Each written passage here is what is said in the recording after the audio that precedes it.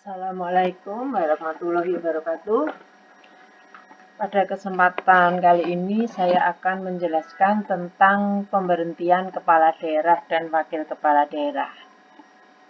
Dalam hal bagaimana kepala daerah dan wakil kepala daerah itu diberhentikan. Yang pertama meninggal dunia. Kemudian yang kedua adalah permintaan sendiri karena alasan keluarga, kesehatan, dan lain-lain. Yang ketiga adalah diberhentikan. Nah, ketika diberhentikan itu ada banyak hal yang menjadi sebab. Yang pertama, berakhir masa jabatannya. Bahwa kepala daerah dan wakil itu masa jabatannya adalah satu periodenya 5 tahun. Kemudian yang kedua, tidak dapat menjalankan tugas secara berkelanjutan atau berhalangan tetap secara berturut-turut selama 6 bulan. Ya, ini kenapa diberhentikan? Karena ini tidak akan efektif pemerintahan daerah. Yang ketiga adalah dinyatakan melanggar sumpah atau janji, kemudian tidak melaksanakan kewajiban, melanggar larangan, melakukan perbuatan tercela. Dan yang ketujuh adalah diberi tugas dan jabatan tertentu oleh presiden yang dilarang untuk dirangkap berdasarkan ketentuan peraturan perundang-undangan. Jadi misalnya diberi tugas jabatan dari presiden dan itu tidak boleh dirangkap, maka dia harus diberhentikan. Kemudian yang kedelapan, menggunakan dokumen atau keterangan palsu sebagai prasyarat pada saat pencalonan. Ya, ini harus dilakukan pembuktian tentu saja. Dan yang kesembilan adalah adanya sanksi pemberhentian. Sekarang saya akan menjelaskan tentang hubungan kerja antara DPRD dan kepala daerah. Bentuk hubungan kerjanya itu didasarkan pada kemitraan yang sejajar. Dan itu diwujudkan bentuk kemitraannya adalah yang pertama ketika memberikan persetujuan dalam pembentukan perda. Yaitu baik untuk provinsi, kabupaten, kota sama prinsipnya. Yang kedua adalah penyampaian laporan keterangan pertanggungjawaban atau LKPJ kepada DPRD.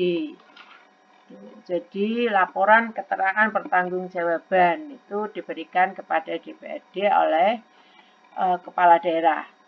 Yang ketiga adalah persetujuan terhadap kerjasama yang akan dilakukan oleh pemerintah daerah. Jadi kalau pemerintah daerah akan melakukan kerjasama dalam bentuk apapun dan kepada siapapun, baik institusi atau non-institusi misalnya, itu harus mendapat persetujuan dari DPRD. Yang keempat yaitu rapat konsultasi yang dilakukan kepala daerah dengan DPRD secara berkala. Jadi ada rapat konsultasi dalam banyak hal untuk membahas hal yang amat urgent, misalnya itu tingkat hubungan kerjanya adalah hubungan kerja yang sifatnya kemitraan atau sejajar.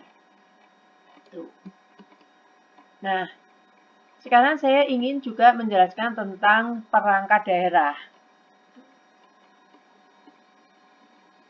Kepala daerah dan DPRD itu dalam menyelenggarakan urusan pemerintahan daerah dibantu oleh perangkat daerah. Jadi begini, perangkat daerah itu wujudnya, bentuknya bisa badan, bisa dinas, bisa kantor.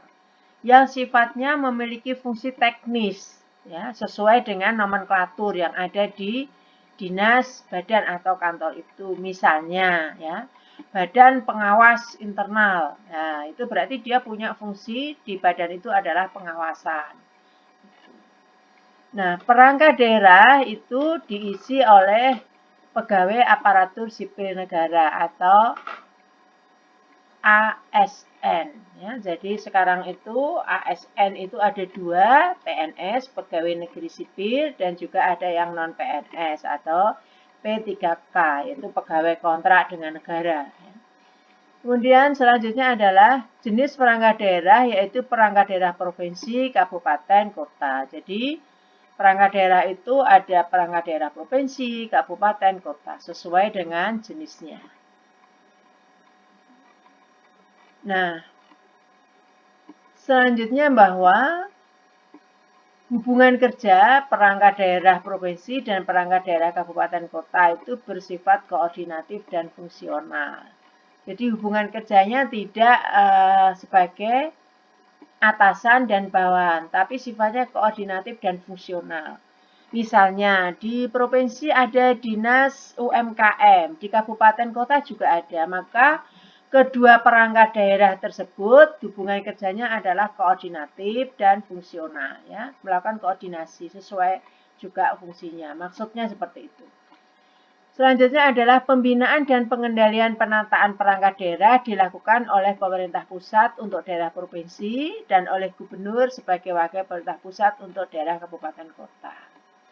Jadi pembinaan dan pengendalian penataan perangkat daerah, kalau perangkat daerahnya itu di wilayah provinsi, maka dilakukan oleh pemerintah pusat. Tapi kalau perangkat daerahnya itu adalah di tingkat kabupaten atau kota, dilakukan oleh gubernur. Nah, gubernur ini sebagai perangkat dari pemerintah pusat atau perwakilan dari pemerintah pusat, maksudnya seperti itu. Nah, perangkat daerah. Perangkat daerah itu siapa saja sih? Nah, di sini saya tunjukkan ke Anda semua untuk dipahami bahwa perangkat daerah provinsi itu terdiri dari sekretaris daerah provinsi, tentu saja, sekretariat DPRD, inspektorat, dinas, dan badan. Sementara kalau perangkat daerah kabupaten kota itu terdiri dari sekretariat daerah, sekretariat DPRD, inspektorat, dinas, badan, kecamatan. Jadi hampir sama atau bahkan sama dari nomor 1 sampai 5 hanya kalau kabupaten dan kota itu ditambah 1 yaitu kecamatan. Bedanya hanya di situ. Sekarang saya akan menjelaskan tentang peraturan daerah dan peraturan kepala daerah. Untuk menyelenggarakan otonomi daerah dan tugas pembantuan daerah membentuk perda. Jadi begini, daerah itu kan diberikan kewenangan-kewenangan yang khusus yang merupakan kewenangan dari daerah otonom. Untuk menyelenggarakan kewenangan itu, maka dibentuklah perda. Perda itu ya, bisa diusulkan oleh inisiatif DPRD dan juga bisa diusulkan oleh inisiatif dari pemerintah atau eksekutif. Diusulkan dari siapapun bahwa perda itu akan dibahas bersama-sama oleh pemerintah daerah bersama dengan DPRD. Ya, dibahas bersama, disetujui bersama. Hanya nanti penetapannya adalah oleh kepala daerah. Nah, dalam hal ini yang perlu Anda ketahui adalah bahwa ada hal-hal yang sudah diatur di dalam muatan materi perda. Itu yang pertama adalah penyelenggaraan otonomi daerah dan tugas pembantuan. Yang kedua adalah penjabaran lebih lanjut tentang peraturan perundang-undangan yang lebih tinggi. Jadi, ketika ada peraturan perundang-undangan yang lebih tinggi, ya, dan kemudian diperlukan aturannya lebih teknis, maka boleh melahirkan perda. Maksudnya seperti itu. Kemudian yang ketiga adalah perda juga boleh memuat materi muatan lokal sesuai dengan ketentuan peraturan perundang-undangan. Jadi memang perda itu boleh sifatnya adalah lokal sekali. Oleh karena itu merupakan keistimewaan atau kekhususan dari daerah tersebut. Untuk kali ini cukup sekian penjelasan saya. Saya akhiri. Terima kasih. Wassalamualaikum warahmatullahi wabarakatuh.